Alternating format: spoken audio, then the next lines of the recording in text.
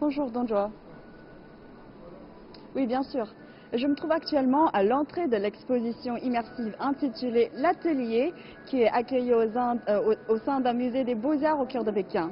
L'exposition est conçue originellement par une équipe créative sud-coréenne qui est pionnière dans le domaine de l'art et des nouveaux médias en Corée du Sud. Et avec ses 1100 mètres carrés de surface, elle crée une toute nouvelle version pour le public chinois. Et maintenant, en franchissant cette petite cascade, en fait, il s'agit d'une projection. On entame une expérience multidimensionnelle parmi les œuvres des impressionnistes de renommée mondiale. En mariant l'informatique et l'art, l'exposition nous propose une incroyable immersion sonore, tactile, visuelle et olfactive dans les plus belles toiles des impressionnistes.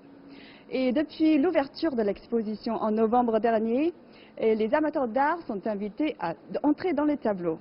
Et maintenant, j'ai bel et bien l'impression de me trouver dans la toile intitulée « Chambre de Van Gogh à Arles », réalisée par ce peintre fameux néerlandais lorsqu'il résidait dans cette petite ville du sud de la France.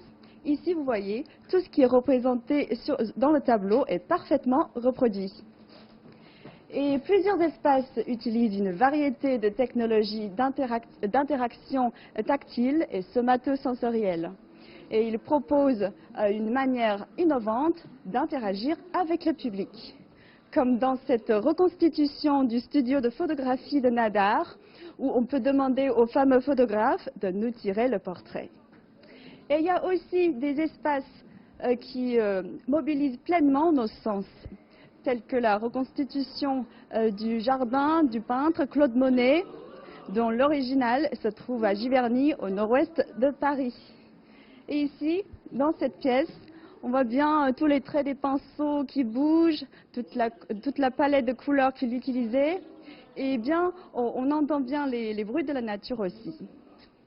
Et maintenant, en entrant sur la place du Tertre, où Gauguin, Picasso, Manet et d'autres avaient l'habitude de se réunir au XIXe siècle. Et on sent bien les bons arômes de bain dégagés du four d'une boulangerie.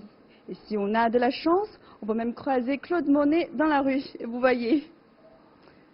L'exposition reproduit brillamment les personnages ainsi que les scènes représentatives des célèbres œuvres de l'impressionnisme du XIXe siècle, tout en mettant en lumière la force des empattements ainsi que la richesse chromatique des artistes.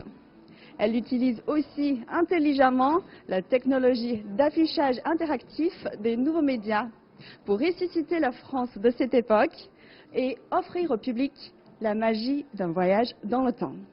À vous, Donjoa.